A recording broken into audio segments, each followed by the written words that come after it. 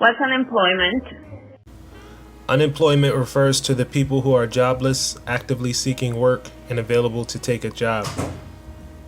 How is the data for unemployment obtained and calculated? The government collects monthly unemployment data by using a tool called the Current Population Survey, or CPS for short. They prepare a roster of interviewees based on characteristics such as age, sex, race, Hispanic ethnicity, marital status, education attainment, veteran status, and so on. In the interviews conducted, the people are never asked if they are currently unemployed.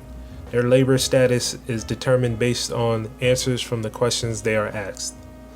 The government calculates unemployment by using the number of unemployed as a percentage of the labor force. The labor force is the sum of the employed and the unemployed. How are people who are unemployed classified? People are classified as unemployed if they do not have a job, have actively looked for work in the prior 4 weeks, and are currently available for work.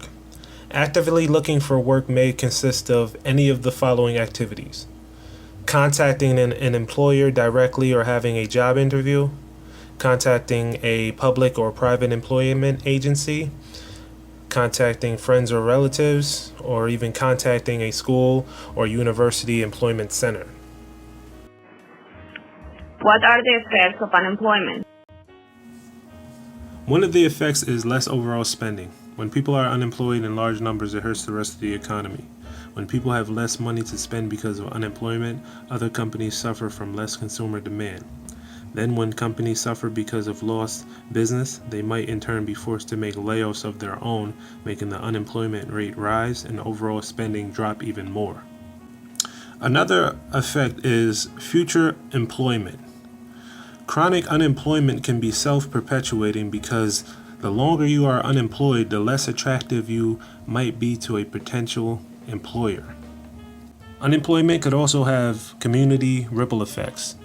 When people are unemployed, they likely will have difficulty paying their mortgage, which could result in foreclosure. Foreclosed homes, neglected properties, and vacant houses often lower property value of homes that remain occupied. And lastly, the psychological effects. You can't always see the effects of unemployment. People experience chronic unemployment might become anxious or depressed and even have trouble sleeping. Prolonged unemployment also has a negative overall effect on a person's sense of self-worth, damage that might remain in place well after a person is once again employed. What are the three main types of unemployment? The first type is structural unemployment. Structural unemployment is a unemployment that comes from there being an absence of demand for workers that are available. This usually happens because a change in technology, like for instance, if personal computers replace typewriters, typewriter factories would shut down. Changes in taste. If bagpipes become unpopular, bagpipe companies will go bankrupt and their workers would be unemployed. We also have frictional unemployment. Frictional unemployment is unemployment that comes from people moving between jobs, careers, and locations.